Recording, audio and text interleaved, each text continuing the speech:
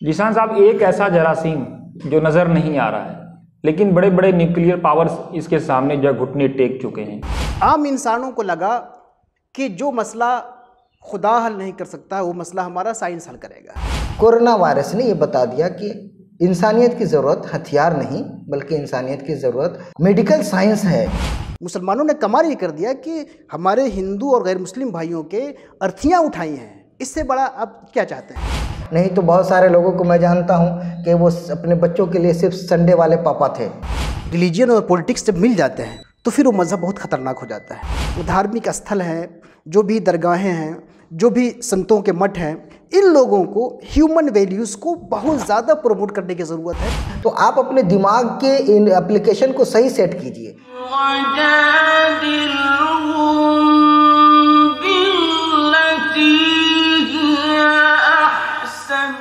नाजरीन, आपके महबूब प्रोग्राम बहसो नज़र में मैं एक बार फिर हाजिर हूँ। मोहम्मद अहमद हमारे साथ बातचीत के लिए मौजूद हैं। हमारे दाएं और आपके बाएं अल्लामा ज़ीशान अख्तर मिसबाही साहब और हमारे बाएं हैं डॉक्टर मुजीबुर रहमान अलीमी साहब।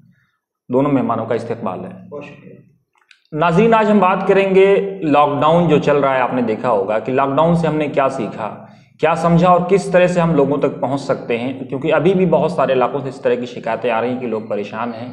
लोगों की परेशानियां दूर होने का नाम नहीं ले रही। हालांकि बहुत बड़े पैमाने पर लोगों की मदद की जा रही है। अब आइए हम सवालों की तरफ रुख करते हैं। जिशान साहब, लॉकडाउन की अगर सरल शब्दों में परिभाषा की जाए तो आप क्या समझते हैं, लॉकडाउन क्या है? लॉकडाउन को हम मुख्तसर लफ्ज़ों में कह सकते हैं कि ये एहतियात है, बचाव है। और आप जानते हैं कि मेडिकल साइंस में कहा गया है और ख़ुद मुस्लिम हुक्मा ने भी इस बात को कहा है कि एहतियात आधा इलाज है। आप किसी चीज़ से बीमार हैं और किसी भी बीमारी में आप मुब्तला हैं, आप बचाव करें, एहतियात करें, परहेज़ करें तो आधा इलाज है। तो लॉकडाउन मैं समझता हूँ कि उसका बहुत शॉर्ट परिभाषा यही हो सकता है कि लॉकडाउन का मतलब है एहतियात। अगर आप ज़िंदगी में एहतियात करते हैं तो सैकड़ों दुख, परेशानी, मुसीबत, बला से आप महफूज रहेंगे। तो इसका ये मुख्तसर भी है और इसके अलावा ये इसका पॉजिटिव पर्सपेक्टिव है और हमें हर चीज़ को पॉजिटिव ही लेना चाहिए। मुजीबुर रहमान साहब, prevention is better than cure, परहेज इलाज से बेहतर है, क्या कहेंगे आप? परहेज़ बिल्कुल इलाज से बेहतर है और परहेज़ करना चाहिए, क्योंकि दवाओं का फ़ायदा उसी वक्त होता है, दवा उसी वक्त असरअंदाज होती है, वो अपना फ़ायदा दिखाती है जब आदमी साथ साथ परहेज़ भी करे। दुनिया का कोई मर्ज़ नहीं है जिसमें डॉक्टर दवा लिखता हो और परहेज़ ना बताता हो। तो इसलिए परहेज़ के पेश नज़र लॉकडाउन के जो भी क़वानीन हैं उसको पालन करना चाहिए, नाफिज करना चाहिए और ये बेहतर तरीक़ा है मर्ज़ से बचने का। जिशान साहब, एक ऐसा जरासीम जो नज़र नहीं आ रहा है, लेकिन बड़े बड़े न्यूक्लियर पावर्स इसके सामने जो घुटने टेक चुके हैं, तो क्या सीखा आपने लॉकडाउन से, क्या समझा? इस कोरोना ने, जिसको आपने कहा जो नज़र नहीं आता है आम निगाहों में और जिससे पूरी दुनिया दहशत में, खौफ में है, इसने हमें से मुराद इंसान को, इसने इंसान को अपनी औकात बताई कि इंसान को अल्लाह ताला ने, ईश्वर ने, खुदा ने बहुत पावरफुल बनाया है, बहुत ताकतवर बनाया है, बहुत बड़ा बनाया है। लेकिन ये इंसान जितना भी बड़ा हो है, बहरहाल ये मखलूक है, बंदा है, खुदा का बंदा है, खुदा का बनाया हुआ है। इस लिमिटेशन को उसे हमेशा समझना चाहिए। और अक्सर यही हुआ है कि जिस इंसान में, वैसे तो हर इंसान के अंदर ये पावर है, लेकिन कुछ लोग ऐसे होते हैं इंसानों में जिनको ख़ास तरह का पावर मिल जाता है। वो चाहे दौलत के पावर हो, हुकूमत हो, हुस्न व जमाल हो, इक़्तिदार हो, गवर्नमेंट हो, बादशाहत हो, इल्म हो, नॉलेज हो, साइंस हो। तो ये पावर के मुख्तलिफ़ चीज़ें हैं, ये उसके अंग हैं जी। तो ये पावर सेंटर जिन लोगों को मिलता है आम तौर पे वो मगरूर और मुतकब्बिर हो जाते हैं। आप जानते हैं इंसानी तारीख़ में नमरूद और फ़िरऔन ये बादशाह गुज़रे हैं। क्या हुआ? दौलत ने इनको इतना अपने बारे में गलतफ़हमी पैदा कर दी कि दौलत की रेल पेल ने, बादशाहत ने, हुकूमत ने, ताकत ने इनके अंदर खुदाई का वहम पैदा कर दिया और वो ये समझने लगे कि हम खुदा हैं। आज जबकि पूरी दुनिया में जो सबसे बड़ी ताकत सामने आई है वो साइंस है। अब इस साइंसी पावर की वजह से दो गुमराहियां पैदा हुई। एक गुमराही तो ये पैदा हुई कि जो लोग बड़े साइंटिस्ट हैं, जिनके पास बड़ा नॉलेज है, या इस नॉलेज को जो लोग दौलत के बलबूते पे ख़रीदे हुए हैं, इनके अंदर एक खुदाई का वहम पैदा हो गया, बदगुमानी पैदा हो गया, गलतफहमी पैदा हो गई, और ये समझने लगे कि हम जैसा चाहे दुनिया को वैसा ही चला सकते हैं। दूसरी गलतफहमी पैदा हुई आम इंसानों को लगा कि जो मसला खुदा हल नहीं कर सकता वो मसला हमारा साइंस हल करेगा। ये भी तो गोया कि साइंस वालों या पावर वालों में भी गलतफहमी पैदा हुई, और जो नीचे का तबका है इसमें भी गलतफहमी पैदा हुई। इस कोरोना ने, इस महामारी ने, इस लॉकडाउन ने बताया कि दोनों को अपनी औकात में रहना चाहिए। साइंस यकीनी तौर पे पावर है, साइंस यकीनी तौर पे अल्लाह की नेमत है, लेकिन ये नेमत जब भी रहती है कि जब इसका इस्तेमाल हम कुछ हुदूद पॉजिटिव करते हैं और हुदूद में करते हैं। इसलिए कि ये कोरोना के हवाले से जो बातें आई हैं उसमें एक बात ये भी आई है कि क्यों पैदा हुआ। उसमें मुख्तलिफ थेरीज़ आई हैं, जब जानते हैं, और किसी थेरी पे अब तक कोई डिसीज़न नहीं लिया जा सका फाइनल कि क्या वजह है। लेकिन बहरहाल एक थेरी ये भी है कि ये साइंस का मिसयूज़ के ज़रिए ये पैदा हुआ। तो आप साइंस को मिसयूज़ ना करें, और साइंस की वजह से आप खुदा बनने का गुमान ना करें, बल्कि शट डाउन करें। अपने गुरूर को, अपनी अनानियत को, अपनी गलतफहमी को ज़रा महदूद रखें। जब आप अपनी औकात में रहेंगे तब आप इंसान बनेंगे। आप सबसे बड़े हैं, यकीनी तौर पर इंसान सबसे बड़ा है, लेकिन एक लेयर ऐसा आता है वहाँ जहाँ पे इंसान छोटा होता है, वो है खुदा का लेयर, कि खुदा के लेयर से छोटा है। इस बात को उसे समझना चाहिए। मुजीब साहब, इंसान जिसकी जो सबसे महबूब ग़िज़ा है एक मक्खी का थूक है, यानी मधुमक्खी का थूक है, और उसका सबसे महबूब लिबास रेशम यानी कीड़े का थूक है, उसको गुरूर किस बात का है? इंसान असल गलत फहमी में पड़ जाता है जब वो हक़ाइक़ पे नज़र नहीं रखता, जब चीज़ों की तह तक नहीं पहुंचता, अपने रिसर्च के सही मकसद तक नहीं पहुंचता, तो वो धोखा खा जाता। आज का इंसान धोखे में है। कुरान ने बहुत साफ़ लफ्ज़ों में कहा, इन्नल इंसान लफ़ी खुस्र इल्लल्लज़ीना आमनु व आमिलुस सालिहात व तवासौ बिल हक़ व तवासौ बिस्सब्र।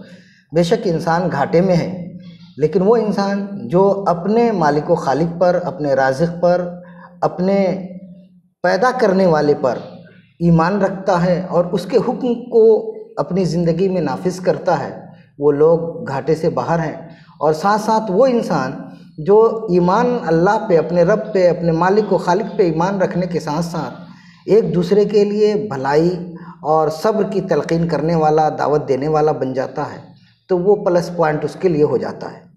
तो इंसान को असल पैदा किया अल्लाह ने अपने हुक्म की फरमाबरदारी के लिए, अपने रुबूबियत के इकरार के लिए, और इस रुए ज़मीन पर अपने बंदों की खिदमत के लिए, भलाई के लिए, अच्छाई के लिए। लेकिन ये इंसान धोखे में पड़ गया। जैसा कि डॉक्टर ज़ीशान मिसबाही साहब ने कहा कि इंसान साइंस की वजह से पावरफुल हो अपने आप को समझता है और उसमें धोखा खा गया। धोखा अगर नहीं खाता ये इंसान, तो सारी तवज्जो हथियार पे नहीं होती। दुनिया भर के तमाम ममालिक इस वक्त अपनी पूरी तवज्जो और ज़्यादातर एनर्जी हथियार के ख़रीदो फ़रोख्त पर, उसके इकट्ठा करने पर सर्फ कर रही है, जबकि कोरोना वायरस ने ये बता दिया कि इंसानियत की ज़रूरत हथियार नहीं, बल्कि इंसानियत की ज़रूरत मेडिकल साइंस है। इंसानियत की ज़रूरत भूख से बचाने के लिए उनको ग़िज़ा फराहम करना है। इंसानियत की ज़रूरत होमलेस लोगों को होम फराहम करना है। तो ये वो काम थे जो करने के थे इंसान के, जिसको हमने छोड़ दिया था, और ताकत के होड़ में एक दूसरे से आगे बढ़ने के चक्कर में हमने अपनी पूरी एनर्जी कहाँ खर्च किया? हथियारों पे खर्च किया। उन हथियारों पर जिन हथियार पर हम अपनी आमदनी का, अपनी प्रॉफिट का, अपने मुल्क के ख़जाने का अच्छा खासा हिस्सा खर्च करते हैं। मेरा सवाल ये है कि इंसान को गुरूर किस बात का है? गुरूर यही है कि वो धोखे में है। इंसान जब धोखे में होता है और सही चीज़ उसके सामने से ओझल हो जाती है, तो वो फिर ऐसे रास्ते पे चल पड़ता है कि जिस पे उसे नहीं चलना चाहिए अक्ल और शूर के हिसाब से। लेकिन ऐसा ही हुआ इस दुनिया के साथ, मुझे जो लगता है। ज़ीशान साहब, आपने देखा होगा कि कोरोना के युग में भी जिस तरह से सोशल मीडिया पर एक अफवाह फैलाई जा रही है, टेरर क्रिएट किया जा रहा है, लोग भूख से परेशान हैं, जबकि कुरान का कंसेप्ट है, कुरान एक ऐसी सोसाइटी चाहता है जिसमें भूख से पाक हो, भूख से पवित्र वो सोसाइटी हो, और साथ ही साथ उसमें दहशत ना हो, डर ना हो, टेरर ना हो। कुरान की जो तालीमात हैं या इस्लाम की जो तालीमात हैं उसको आप दो हिस्सों में बांट सकते हैं। आपने बिल्कुल सही कहा। एक हिस्सा वो है जो इबादत और पूजा पाठ का जिससे ताल्लुक़ है, और इबादत और पूजा पाठ का जो निज़ाम है, जो तालीम है इस्लाम की, ये ख़ास है मुसलमानों के लिए। यानी जो इस्लाम कबूल कर लिया जिसने, जो मुसलमान हो गया, वो अब इस तरह की इबादत और पूजा और ज़कात दे। इस्लाम की तालीमात का दूसरा हिस्सा वो है जो सिर्फ मुसलमानों के लिए नहीं है, वो पूरी इंसानियत के लिए है। इस बात को हमें समझाना चाहिए और दूसरे लोगों को समझना चाहिए कि इस्लाम की सारी बातें सिर्फ मुसलमानों के लिए नहीं। कुछ बातें तो मुसलमानों के लिए ख़ास है, 5 वक्त नमाज़ पढ़ना है मुसलमानों के लिए है, रोज़ा रखना है मुसलमानों के लिए है। लेकिन जैसा कि आपने कहा कि भूखा कोई न सोए, पड़ोसी की खबर लेना, और अल्लाह के रसूल सल्लल्लाहु अलैहि वसल्लम ने फरमाया कि वो शख्स मुसलमान नहीं है जो पेट भर के सो गया और जिसका पड़ोसी भूखा सोया, मरा नहीं, भूखा सोया। तो जिसका पड़ोसी भूखा सो रहा है और ये खा पी के सो रहा है। लेकिन सवाल ये है कि हमारे यहाँ प्रवचन देने वाले ज़्यादा लोग हैं, लेकिन प्रैक्टिकल जो है ये चीज़ें कब ज़मीन पे उतरेंगी, दुनिया को कब पता लगेगा कि सच्चा इस्लाम यही है? जी बिल्कुल, आपने सही कहा कि प्रवचन हमारे पास ज़्यादा है और प्रैक्टिस कम है, लेकिन ये बात है और बिल्कुल दुरुस्त है। लेकिन मैं इसको समझता हूँ कि ये सिक्के का एक रुख है। सिक्के का दूसरा रुख ये है जिसको इस पूरे कोरोना के महामारी में जो हमारा मेन स्ट्रीम मीडिया है, जिसने इसको मिस किया है, जानबूझकर उसको कवरेज नहीं दिया है और नहीं देता, उसका मिजाज नहीं है। सिक्के का वो दूसरा रुख ये है कि इस मौके पे मुसलमानों ने दूसरी कौमों से बढ़ चढ़ करके हिस्सा लिया है इंसानियत की खिदमत में, भूखों को खाना खिलाने में, नंगों को कपड़ा पहनाने में, घर घर जा कर के, डोर टू डोर जा कर के पहुँच के उनकी मदद करने की। और ये पूरे मुल्क में, दिल्ली ले लें, आप पंजाब ले लें, मुंबई ले लें, यूपी, हर जगह पूरे मुल्क में मुसलमानों ने ये किया। मैं ये नहीं कहता कि दूसरी कम्युनिटी नहीं किया, सब ने किया है। लेकिन मुसलमानों के बारे में मैं ये बात कहूँगा और किसी तासुब के बगैर ये बात कहूँगा कि मुसलमानों ने अगर दूसरी कम्युनिटी से ज़्यादा नहीं किया है तो कम तो बिल्कुल नहीं किया। कम के बारे में मैं मानने के लिए तैयार नहीं हूँ। तो ये दूसरों की सेवा और खिदमत की बात है। इसमें हमारे बहुत से गैर मुस्लिम भाइयों ने इसको पेश किया, इसको ले आए सोशल मीडिया में कि देखिए ये लोग मुसलमान हैं और ये काम कर रहे हैं, हमें खाना खिला रहे हैं। और बहुत से इवन जनाजे लेकर के गए, कोई ले जाने को तैयार नहीं। ने जो है हिंदुओं के जनाजे को लेकर गए। हालांकि आमतौर पे जनाजा ले जाना या किसी की मैयत को उठाना ये धार्मिक है, धार्मिक चीज़ है, और धार्मिक चीज़ में पूरे तौर पे शेयर होना ज़रूरी नहीं है। धार्मिक जो मैंने कहा कि कुछ चीज़ें रिजर्व होती हैं कि आपका जनाजा उठाना, आपका नमाज़ पढ़ना ये आपका काम है, आपका पूजा करना, मंदिर में जाना आपका काम है, मस्जिद में जाना ये मुसलमान का काम है, इसमें कोई शेयर नहीं है। इंसानी वैल्यूज़ में शेयरिंग है। तो इस मौके पे मुसलमानों ने इंसानी वैल्यूज़ में, ह्यूमन वैल्यूज़ में तो शेयर किया ही। मुसलमानों ने कमाल ये कर दिया कि हमारे हिंदू और गैर मुस्लिम भाइयों के अर्थियाँ उठाई हैं। इससे बड़ा आप क्या चाहते हैं? फिर भी मैं ज़रूर चाहूँगा कि इसमें मुसलमानों में अभी और बदलाव आना चाहिए, और तब्दीली आना चाहिए, और अच्छाई आना चाहिए। मुजीब साहब, आपने देखा होगा कि लॉकडाउन से पहले लोगों की ज़िंदगी शराब खानों में गुजरती थी, लोगों की ज़िंदगी शॉपिंग मॉल में गुजरती थी, एक बड़ा तबका था जो फिल्म हॉल में जाता था। लेकिन लॉकडाउन ने ये प्रसिद्ध कर दिया, ये सिद्ध कर दिया कि ये सब बेमाना है, इनकी कोई ज़रूरत नहीं, इनके बगैर भी इंसान की ज़िंदगी चल सकती है। क्या कहेंगे आप? हर शर में खैर और हर खैर में कहीं ना कहीं कुछ नुकसान का पहलू होता है। लॉकडाउन कोरोना वायरस से इंसानियत को बहुत बड़ा नुकसान पहुंचा है, नो डाउट, बहुत अफसोस की बात है ये। लेकिन इसमें बहुत सारी अच्छाइयाँ भी निकल के आई। हज़ारों लाखों की तादाद में लोग बेहयाई से बच रहे हैं, बुराई से बच रहे हैं, शराब पीने से बच रहे हैं, जुआ खेलने से बच रहे हैं, फजूल खर्ची से बच रहे हैं, वक्त ज़ाया करने से बच रहे हैं। अपने वक्त को यूं ही गपशप में लोग खर्च कर देते थे। उन तमाम चीज़ों, खुराफातों से इंसान बच रहा है। पूरी दुनिया की इंसानियत इस वक्त बेशुमार बुराइयों से बची हुई है, और यहाँ से एक नया रुख भी मिलता है इंसान को कि अब अगली ज़िंदगी जब कोरोना वायरस या लॉकडाउन के बाद हमारी जो नई ज़िंदगी शुरू हो, तो वो नई ज़िंदगी नई हो, वाकई नए तर्ज की हो, नए अंदाज की हो। जैसे फजूल खर्ची से हम बचें, बिला ज़रूरत हम खर्च ना करें, खर्च वहाँ करें जहाँ से किसी इंसान को फ़ायदा पहुँचता हो। ऐसा ना हो कि हम खर्च किए चले जा रहे हैं, उससे किसी इंसान को फ़ायदा ना पहुंच रहा हो। सबसे ज़्यादा हमको इस पे ध्यान देना है। इसी तरीके से हम अपना वक्त वहाँ खर्च करें जिस वक्त को खर्च करने से लोगों को फ़ायदा पहुँचे, सोसाइटी को तक़वियत मिले। बहुत सारे लोग जो अपने बच्चों के साथ वक्त नहीं गुजार पा रहे थे, वो लोग कम से कम इस लॉकडाउन में, इस कोरोना वायरस की वजह से अपने घर में अपने बच्चों को काफ़ी टाइम दे पा रहे हैं। तो इसका एक फ़ायदा ये है कि अपने बच्चों की सही तालीम और तरबियत कर पा रहे हैं, उनको उनसे सही मोहब्बत का इजहार कर पा रहे हैं। नहीं तो बहुत सारे लोगों को मैं जानता हूँ कि वो अपने बच्चों के लिए सिर्फ संडे वाले पापा थे, कि संडे ही वो उपलब्ध होते थे। तो ये उनके लिए बहुत दुख का मरहला था। तो उनके लिए भी ये एक प्लस पॉइंट है। इसी तरीके से हज़ारों लोग घर में खाना नहीं खाते थे, जाकर के रेस्टोरेंट में खाते थे। जो खाना वो 100 रुपये में खा सकते थे, 1000 रुपये में खा रहे हैं। तो अब उनको भी एक ब्रेक लगा, उनको भी ये महसूस हुआ कि हम 100 रुपये में अपना खाना खा ले, अपना पेट भर ले, और बाकी 900 रुपया जो है उसको हम किसी ऐसे आदमी पे खर्च कर दें जो भूखा हो, प्यासा हो, ताकि उसकी भी ज़रूरत पूरी हो जाए। तो यहाँ से एक नया सबक मिलता है इंसान को। इसी तरीके से बहुत सारे लोग जो घूमने के लिए, तफरीह के लिए जाया करते थे, टूर पे निकलते थे, समंदरों के किनारे हफ्तों गुजारते थे, पिकनिक मनाते थे, लाखों रुपए खर्च करते थे, उसका कोई हासिल नहीं होता था। इसकी ज़रूरत है, लेकिन जब सोसाइटी में चीज़ें डेवलप हो जाएं, सोसाइटी खुशहाल हो, तब अगर इसको करें तो ज़्यादा अच्छा लगता है। लेकिन आपका पड़ोसी भूखा सो रहा हो और आप पिकनिक मना रहे हो, बहरहाल ये सब समाज की इजाज़त नहीं दे सकता है। बिल्कुल सही है। और ये हम जिस मुल्क में रहते हैं, हम जिस सोसाइटी में रहते हैं, वहाँ लोग ज़्यादा हाजतमंद हैं। तो हमें अपने एनर्जी को, अपने माल को बिलाशुबा बचाना चाहिए, स्टोर करना चाहिए और ज़रूरतमंद तक के पहुँचाने की कोशिश करना चाहिए। जीशान साहब, हमारे यहाँ रावण का दहन होता है, जिसका मतलब ये होता है कि असत्य जो है वो हार रहा है और सत्य का विजय हो रहा है। और कुरान कह रहा है कि इंजाकुम फासिकुम बिनबइन फतबय्यनु, जब तुम्हारे पास कोई झूठी खबर आए तो उसको स्प्रेड करने से पहले, फॉरवर्ड करने से पहले उसको तहकीक कर लो कि सच्ची खबर है या झूठी खबर है।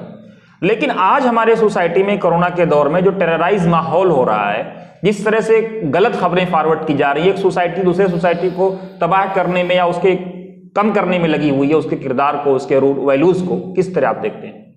मज़हब और धर्म, वो चाहे कोई भी हो, वो लोगों को लड़ाने की बात नहीं करता है। लेकिन जब इस धर्म के पीछे कोई सियासी मकासद, कोई पॉलिटिकल चीज़ें इसमें शामिल हो जाती हैं, और मज़हब और सियासत, रिलीजन और पॉलिटिक्स जब मिल जाते हैं, तो फिर वो मज़हब बहुत ख़तरनाक हो जाता है। अब कुछ मज़हबी हमारे पास वो हैं जो परफेक्ट कंप्लीट मज़हबी हैं, कंप्लीट धार्मिक हैं, उनसे इंसानियत कोई ख़तरा नहीं, वो इंसानियत का बड़ा अच्छा काम कर रहे हैं। कुछ धार्मिक वो हैं जो धर्म को सियासत के लिए इस्तेमाल करते हैं, धर्म का नाम सियासत के लिए इस्तेमाल कर रहे हैं। अब देखिए, हमारे इस वचन से, हमारे इस बयान से ऐसा तो नहीं हो सकता कि वो अपना काम छोड़ देंगे। जो धर्म को लेकर के सियासत का इस्तेमाल करते हैं, वो हमारी बात से नहीं, अपनी आदत नहीं छोड़ सकते, वो अपनी रविश, अपना तरीक़ा नहीं बदल सकते। हमें उन तक अपनी बात प्यार से कहनी चाहिए, लेकिन हम बहुत ज़्यादा उनसे उम्मीदवार नहीं हैं। हमें ज़्यादा तवज्जो उन लोगों पे देनी है जो वाकई सही मानों में धार्मिक हैं। और मज़हब का 2 ही काम है, तीसरा मज़हब का काम ही नहीं है। मज़हब का एक काम है कि बंदों का, इंसानों का रिलेशन खुदा से जोड़ना। दूसरा मज़हब का काम है कि इंसानों के अंदर प्यार मोहब्बत का रिलेशन कायम करना, इंसानों को इंसानों से जोड़ना। अब ये धार्मिक लोग दोनों काम में अब कर रहे हैं, यकीनी तौर पे। मैं किसी की बुराई नहीं कर रहा, मैं सिर्फ ये कह रहा हूँ कि उन्हें अपनी रफ्तार बढ़ानी पड़ेगी। क्यों? कि रावण अपना काम ज़्यादा तेज़ कर रहा है, इसलिए राम को बहुत ज़्यादा एक्टिव होना पड़ेगा, तभी जा कर के इस बुराई का खात्मा हो सकेगा। जो भी धार्मिक स्थल हैं, जो भी दरगाहें हैं, जो भी संतों के मठ हैं, इन लोगों को ह्यूमन वैल्यूज़ को बहुत ज़्यादा प्रमोट करने की ज़रूरत है और अपने हलके में इंसानियत और भाईचारे को बढ़ाने की ज़रूरत है, ताकि जो लोग नफ़रत का खेल खेल रहे हैं उनको शिकस्त हो, उनको हार हो सके। लॉकडाउन को अगर हम कुरान से जोड़ें और कुरान से जोड़ करके देखने की कोशिश करें, एक तरफ लॉकडाउन है, दूसरी तरफ कुरान की तालीमात है, बहुत शॉर्ट में बताइए, क्या आप समझा पाएंगे हमारे दर्शकों को? कुरान की एक आयत करीमा है, वो तबत्तल इलैहि तब्तीला, कि तुम अपने रब के लिए किनारा कश हो जाओ, ईश्वर के लिए, परमेश्वर के लिए जिसको आप पूछते हो, अपने मालिक व खालिक के लिए, जिसने तुमको पैदा किया है, तुम्हारा दाता है, जो पूजनीय है, उसके लिए अपने वक्त को दुनिया के लोगों से काट करके एक ख़ास कर लो।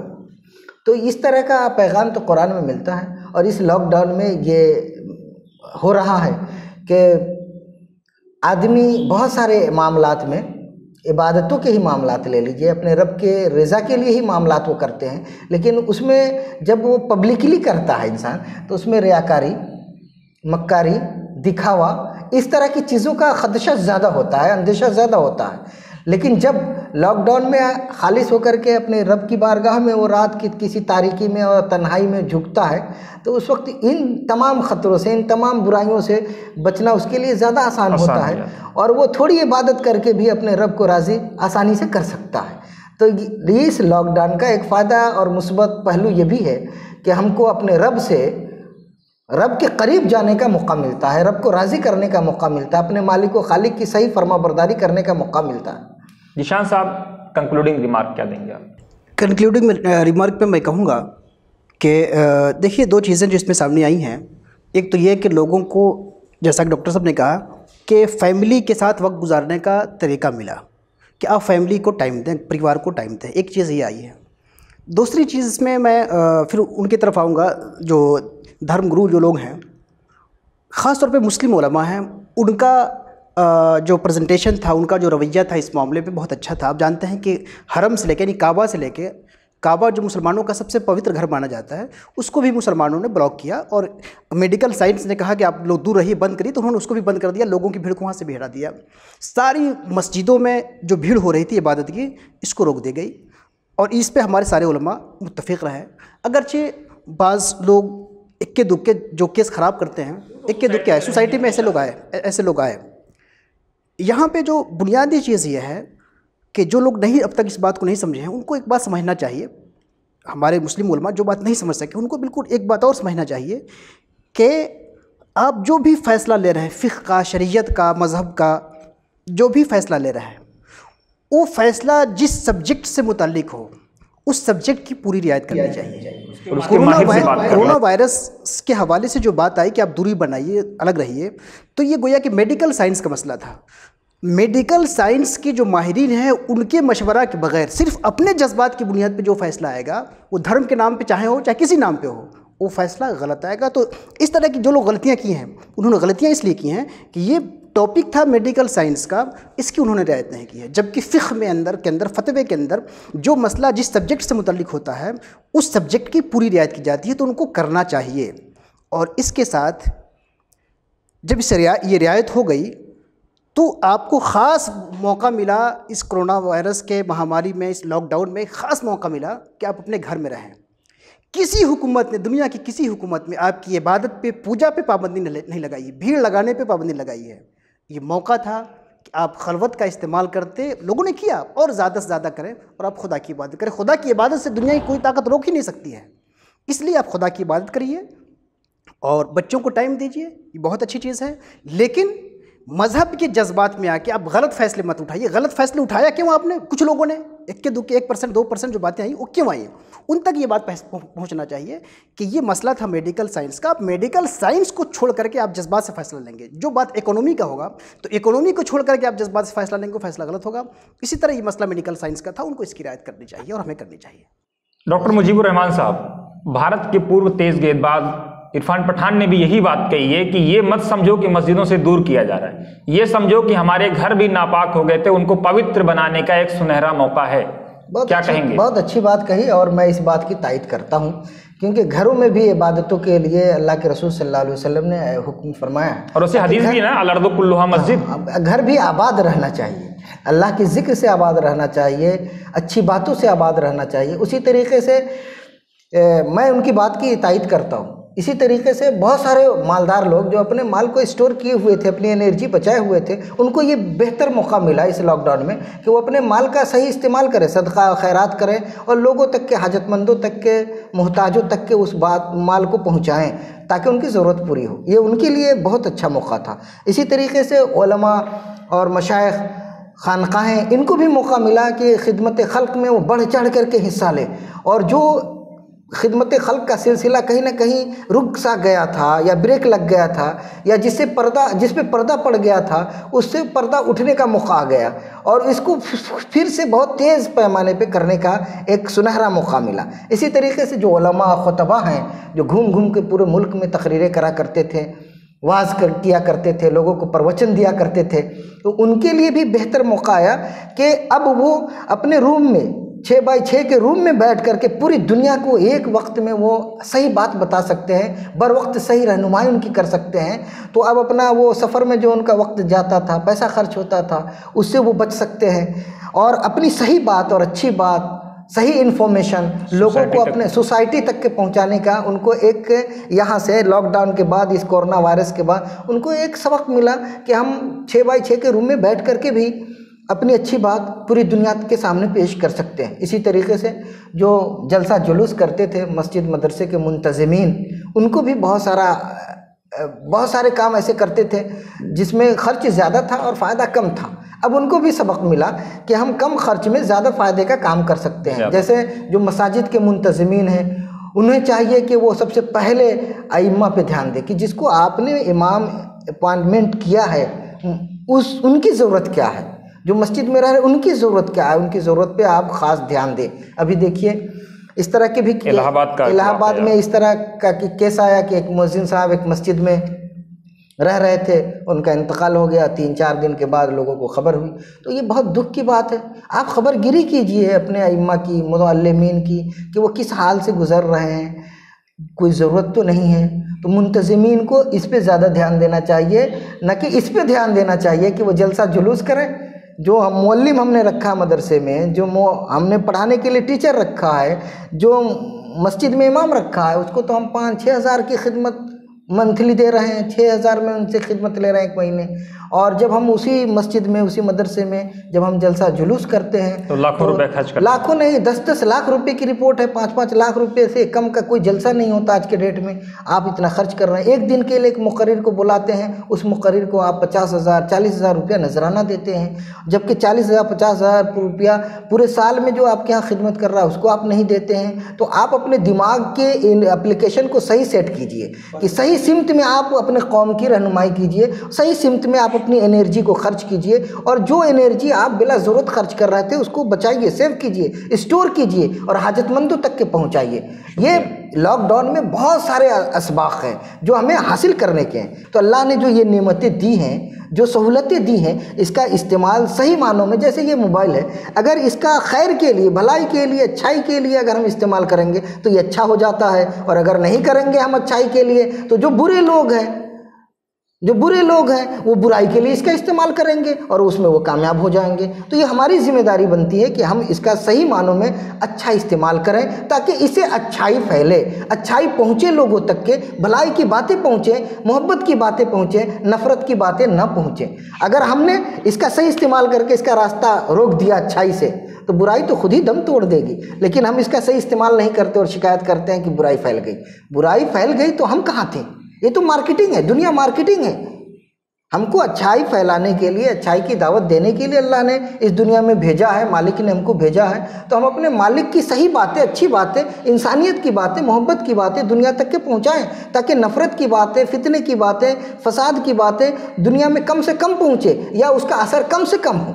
तो हम आगे बढ़ें, हर मैदान में, हम भलाई के मैदान में, खैर खाई के मैदान में, मोहब्बत के मैदान में हम आगे बढ़ें और कम वक्त में ज़्यादा काम करने की आदत डालें। असर नौ अपने दिमाग को हम सेट करें, अपने दिमाग के एप्लीकेशन को दुरुस्त करें। हमको अल्लाह ने जो जिम्मेदारी दी है, मालिक ने जो जिम्मेदारी दी है, या सोसाइटी ने हमको जो भी जिम्मेदारी दी है, उस जिम्मेदारी के तहत हमें सोसाइटी को सही सिमत में ले जाने का मौका मिला है और एक ब्रेक लगा है। यहाँ से हमको फिर से अपनी नई ज़िंदगी शुरू करना चाहिए। दोस्तों, तो ये थे हमारे दोनों मेहमान, अल्लामा ज़ीशान अहमद मिसबाही साहब और डॉक्टर मुजीबुर रहमान अलीमी साहब। आप ज़रूर अपनी राय दें कि हमारा ये प्रोग्राम आपको कैसा लगा। कमेंट बॉक्स में ज़रूर अपने कमेंट्स दें, ताकि हम अपने प्रोग्राम को और बेहतर कर सकें और इम्प्रूव कर सकें। साथ ही साथ इस बात का ख्याल रखें कि आपके पड़ोस में कोई भूखा ना सोए। आप अपने पड़ोस की जो मस्जिद हैं, जो मंदिर हैं, जो गिरजाघर हैं, जो गुरुद्वारे हैं, उनकी भी खबरगिरी करें। कि ऐसा तो ना हो कि कोई आदमी महीनों से वहाँ पड़ा हुआ है और उसकी आप खबर नहीं कर रहे हैं और वो परेशान हाल है। और इसी तरह से सोसाइटी में कौन लोग परेशान है, कौन लोग नहीं परेशान है, उन सब का ख्याल रखें, अच्छी बातों को फैलाएं और अपनी रेखा को और मजबूत करें, ताकि बुराई की जो रेखा है वो धीरे धीरे खुद ब खुद दम तोड़ जाए और ख़त्म हो जाए। अपने मेज़बान मोहम्मद अहमद को भी दीजिए इजाज़त, और साथ ही साथ हमारे प्रोग्राम को सब्सक्राइब करना ना भूलें, और सब्सक्राइब करते वक्त राइट साइड में घंटी का बटन ज़रूर दबाएं, ताकि बिना किसी ब्रेक के अल एहसान मीडिया की सच्ची और सही खबरें आप तक पहुँचती रहें।